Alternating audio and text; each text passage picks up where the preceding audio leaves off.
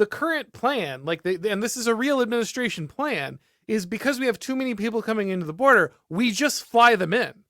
Like, that's the relief. That's how they plan to remove pressure on the border is, oh, well, there's too many people coming through the border currently. So what we'll do is we'll just load them onto planes and fly them into the United States. And that way they're not sitting at the border waiting for processing, which is how so many of the Haitian immigrants ended up in places like Ohio, because they're not technically illegal. Technically, they're here under special protected status, as several other countries which are perpetually in civil war because it's Haiti and has been since the country was founded.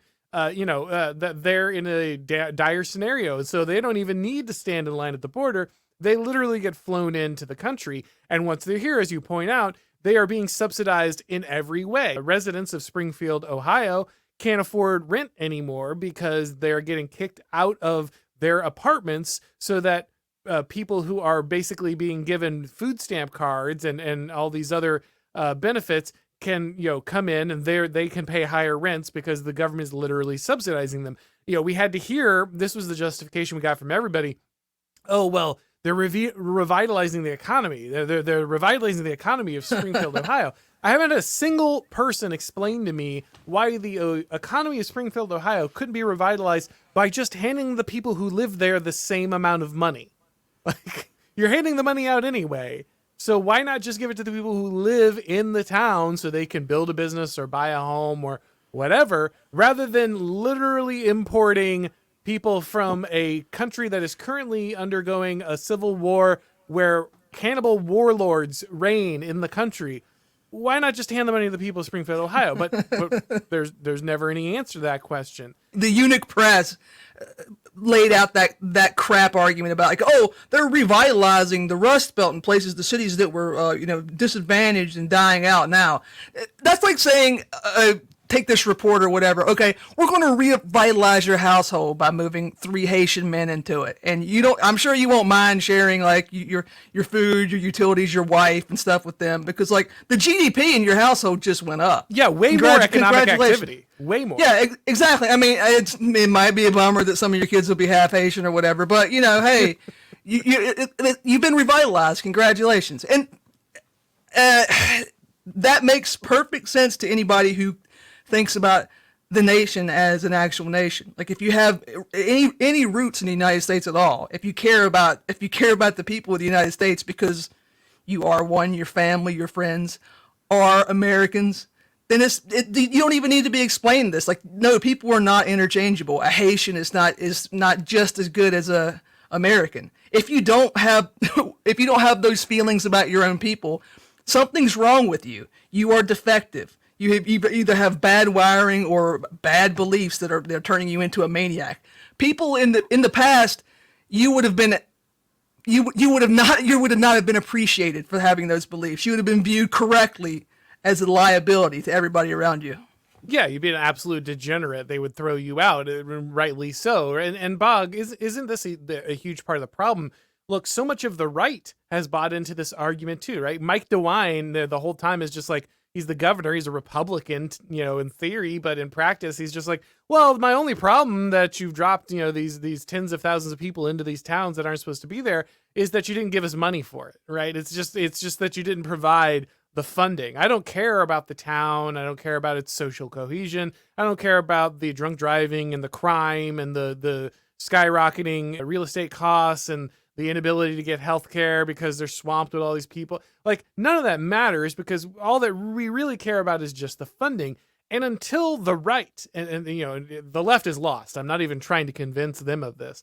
But until the right, until conservatives, the GOP, can just dispense with this idea of the propositional nation, that, oh, well, it's, anybody who gets dropped off by a Kamala Harris plane and raises their right hand is immediately an American. Until you have an idea that America is a people and a place and a tradition and a heritage, and it's more than just someone waltzing in. And yes, some people can join it and can become part of it. It's not that you can have zero immigration forever, but the idea that, just every single person that walks across the border and raises their hand at some point, or gets, they did the process legally because someone waved the amnesty wand over them. The idea that they're American, the United States simply cannot survive when even the opposition party holds this view. Everything I ranted about before, as bad as that was, as bad as elite migration and their chain migration and they're taking over this business, or as bad as, well, the border is wide open and you have all of these bad hombres going in or whatever. As bad as that is nothing compared to just how evil it is what they're doing in places like Springfield, which all these, it pains me that Republican was saying that runs that state. All of these, try not to use bad words. People, they'll tell you exactly how they feel about Ilhan Omar. How does a person like this, with this foreign of a culture, who's literally trying to make greater not make America great again, trying to restore the greater Somalian empire, how does that happen? How does that happen? Did they come over here with a made a life and become an engineer? No, what this is evil on a whole nother scale. This is actual conquering of places. When you bring in a huge concentrated formula of, okay, we're going to bring in 50,000 people of this one specific thing, and we're going to drop them in this small place where they're going to be and they're going to be mobilized, which is legal for them. And the Democrat Party basically uses grad schools and colleges to train these people. I've wrote about before that. I mean, this is the least rare thing in the world. I can show you examples of people walking around collecting a check from the Democrat Party that says their job is to galvanize an ethnic vote from a certain region. They're good at this. And you tell a Democrat Party, hey, we've got 50,000 Haitians in this small town in the Rust Belt, and they're versus 200,000 random Americans that didn't know that they were playing a certain game. They were playing a previous game. They had Republicans and Democrats and blah blah blah. Now you have 50,000 people that share the same language from the same place. You're going to have many more Ilhan Omars. And this is vile. This is vile on a whole nother level. I mean, people need to be severely punished for this. And this is most likely, motivated, comes from NGOs, which this is not just like, oh, I got paid for this. This is like very targeted warfare. You know what I mean?